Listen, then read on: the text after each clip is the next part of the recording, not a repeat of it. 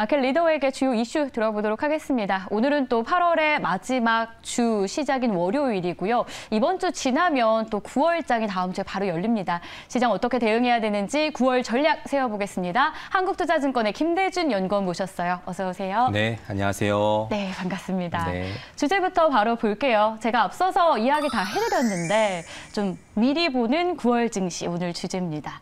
그러려면 이 지금 상황을 저희가 일단 파악을 해야 그러니까 나를 알고 적을 알자 뭐 이런 느낌에서요. 네. 오늘 또 가장 핫한 건 잭슨홀 미팅 마무리하고 이걸 소화하고 있는 국내 증시잖아요. 네, 맞습니다. 매파적인 발언에도 불구하고 상승하고 있는 이 이유 어떻게 보십니까? 네, 일단 매파적인 발언이 나오긴 했지만요. 네. 이게 작년에 비해서 굉장히 좀 완화적이었다. 이렇게 시장이 해석을 한 것 같습니다.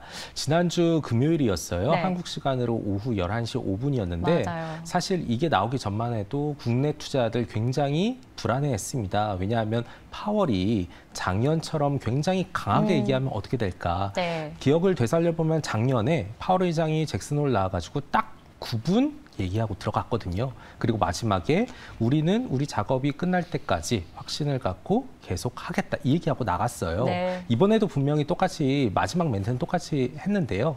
근데 예상했던 그 정도 수준으로만 나오게 되면서 처음 연설 시작했을 때는 우리는 연준은 2% 인플레이션 맞추겠다 이러니까 주식은 빠지고 금리는 오르고 달러는 막 강한 모습이 나타났습니다. 근데 이렇게 내용을 계속해서 듣다 보니까 뭐 예상보다 그렇게 강하지 않네 이런 모습이 나오게 되면서 미국 증시가 일제히 반등을 했죠. 그래서 이번 파월 의장의 잭슨홀 미팅을 보게 되면 걱정은 했었는데 오히려 이 걱정이 예상 수준으로 나오게 되면서 불안을 많이 해소시켰다. 그래서 앞으로는 시장에 대해서 조금 긍정적으로 봐도 괜찮지 않을까 이런 생각을 하고 있습니다.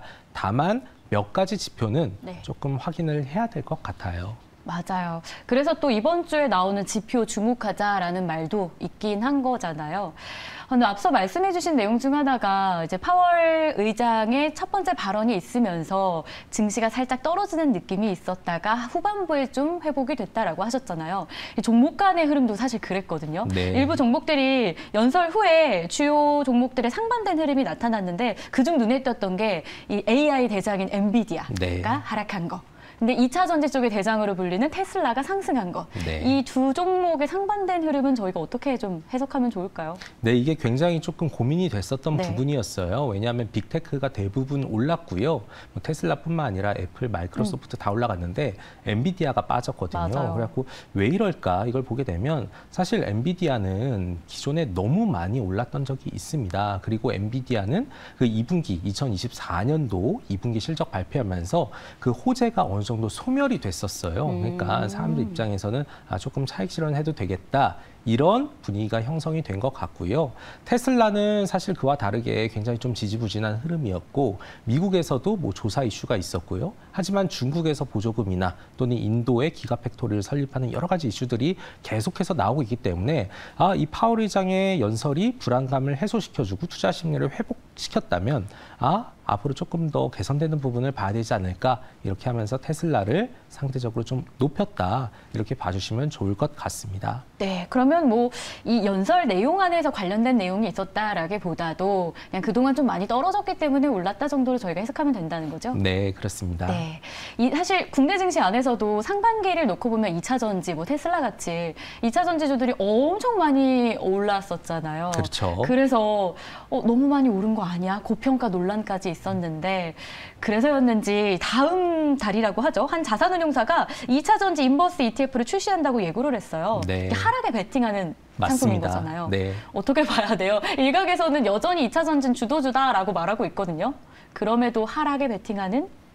주도주이기 때문에 네. 올라가는 힘도 강하지만 또 어느 정도 올라가면은 또 내려오는 그런 힘도 발생을 할 수가 있거든요. 근데 이 2차 전지라는 게 사실 실적이 뒷받침되고 꾸준히 올라간다면 관계가 없는데 사실 그렇지 않은 기업들이 최근에 몇 개가 있습니다. 뭐 제가 종목을 딱 말씀드리긴 뭐 하지만 순이익이 적자를 나타내고 있는데도 주가가 막 10만 원 이상 막 몇백 프로 이렇게 올라가는 종목들도 있고요.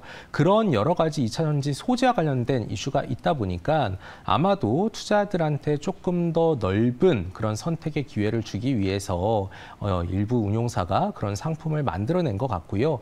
여기에서 우리가 느낄 수 있는 바는 분명히 섹터 그리고 몇몇 종목은 과열 국면이다. 이거를 시사하는 거라고 보고 있어요. 그래서 2차 전지 올라가는 것도 있지만 분명히 과열 때문에 주가가 너무 높다. 이런 인식이기 때문에 충분히 인버스가 나올 수 있는 상황이었고 이런 것들이 나중에 주가가 원래 가치로 돌아가는데 충분한 역할을 할 것으로 예상을 합니다.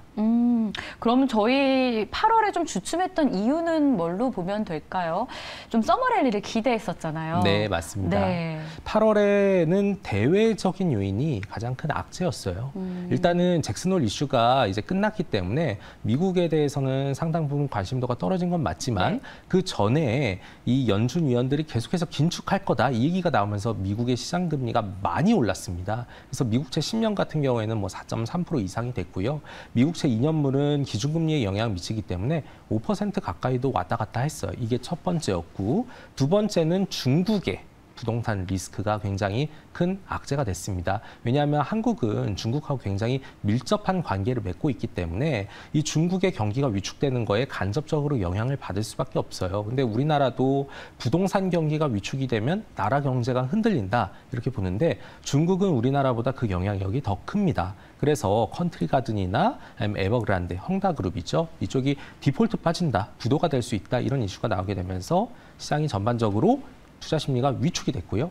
외국인들이 그러다 보니까 신흥국 시장에서 돈을 빼면서 한국도 마찬가지 그 악영향을 받았다. 그래서 8월에는 좀 부진했다. 이렇게 해석을 할 수가 있을 것 같습니다. 그럼 9월은요? 앞으로는 어떻게 될 것으로 전망을 좀 하세요? 일단 뭐 잭슨홀 미팅 자체가 이번 주, 뭐 지난주의 이슈만이 아니라 꽤 길게 보고 뭐 1년에 있는 되게 큰 행사였기 때문에 네. 이 산을 넘은 것만으로도 앞으로 좀 증시가 숨통 트이지 않을까라는 전망도 사실 있거든요. 네, 아마도 지금보다는 좀 나은 흐름이 나올 수 있을 것 같아요. 근데 한 3가지 정도 지표를 한번 보시면 좋을 것 같습니다. 첫 번째는 아까도 말씀드렸지만 31일 날 미국에서 개인 소비 지출이라고 해서 PC 물가라는 게 발표가 돼요. 네. 파월 의장이 연설에서 우리는 데이터를 보고하겠다 이렇게 언급을 했기 때문에 그 물가가 전월보다 좀 높은지 아니면은 그대로 나오는지를 좀 보실 필요가 있고요.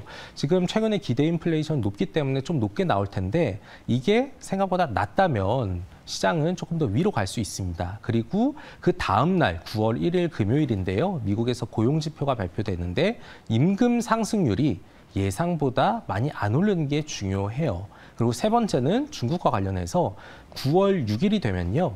중국의 컨트리 가든이 8월 6일 날 한 2,250만 달러 정도의 이자를 상환을 못했는데 그 30일 유예 기간을 줬습니다. 그 마지막 날이에요. 그래서 이때 잘 해결을 한다면 컨트리 가든의 이슈를 중국 정부가 보고 있고 회사도 이거를 어느 정도 해결할 의지가 있다 이러면서 위험 자산에 대한 이 선호 심리가 그동안에 위축이 됐었는데 회복이 되면서 주식시장은 다시금 위쪽으로 올라갈 가능성이 있다 이렇게 생각을 합니다. 근데 지금처럼 엄청나게 진행이 됐던 테마 장세가 계속 될지는 조금 퀘스천 마크가 있다 이렇게 말씀드리겠습니다.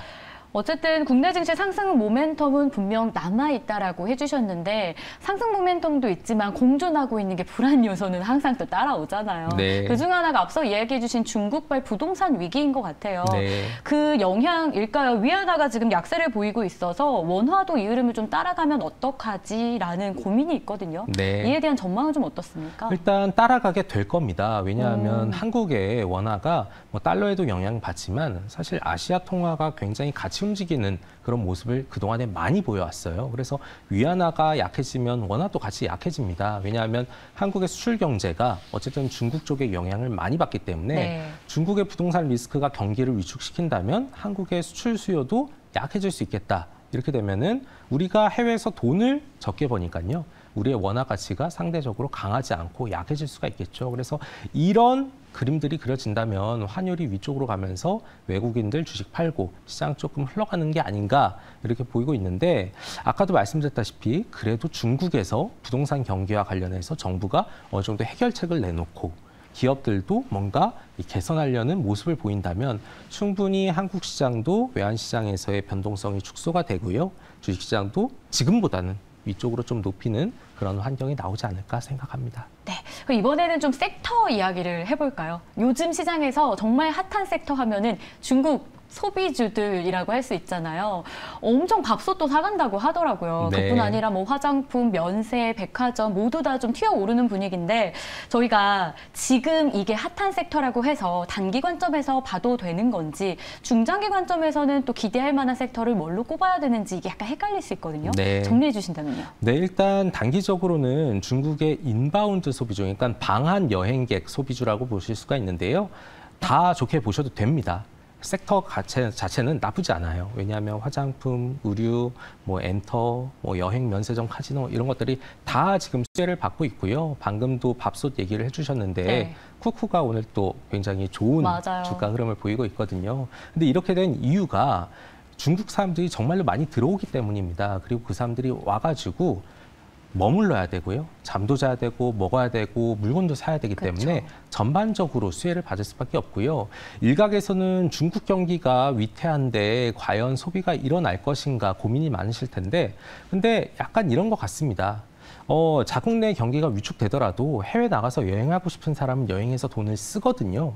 중국인 인구가 굉장히 많기 때문에 이 사람들이 들어온다면 충분히 관련 섹터들이 다 올라갈 수 있다. 그래서 중장기적으로 좋게 봐도 되는데 문제는 이 안에서 종목들을 잘 선택을 해야 된다. 이렇게 보고 있습니다. 예를 들어서 화장품이 있다면요. 네. 아마도 앵커님은 뭐 화장품을 많이 쓰시니까 잘 아실 맞아요. 텐데 이게 본인들한테 맞는 화장품이 있잖아요. 있죠. 근데 예전에는 그냥 모든 게 다 올라가는 흐름이었습니다. 근데 사실 어찌 보면은 화장품 안에 들어가 있는 내용물은 거의 다 비슷할 거예요. 그리고 만드는 업체들이 되게 다 정해져 있습니다. 그래서 이 화장품의 재료를 만드는 뭐 코스맥스나 한국콜마 이런 것들은 계속해서 좋은 흐름을 보일 텐데 그게 아니라 이제 껍데기가 다른 여러 가지 화장품 업체들 안에서는 뭔가 선별적인 그런 선택이 일어날 수 있겠죠. 그래서 예전처럼 마모레, LG생건 모든 화장품이 다 간다 이렇게 보기는 어렵고요. 네. 그 안에 제품, 재료를 정말로 만드는 회사들은 오래 갈 것이고 그리고 뭐 중소업체든 대형 업체든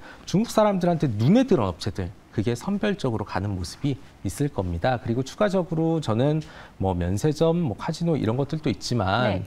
이 엔터테인먼트에 대해서 더 관심을 둬야 된다 생각을 해요. 왜냐하면 그들도 많이 달라져서 이제는 뭐 물건 사가는 게 아니라 실제 경험을 해보는 걸 네. 중시합니다. 그럼 뭐 틱톡 이런 데도 올릴 거잖아요. 그런데 그렇게 보게 된다면 이 아시아 쪽 그리고 전 세계적으로 케이팝에 대한 이슈가 있기 때문에 이 한국 문화를 소비하는 방향으로 가서 엔터 쪽이 그래도 좀 수혜 대상이 될 것이다 생각을 하고 있습니다. 오, 좋습니다.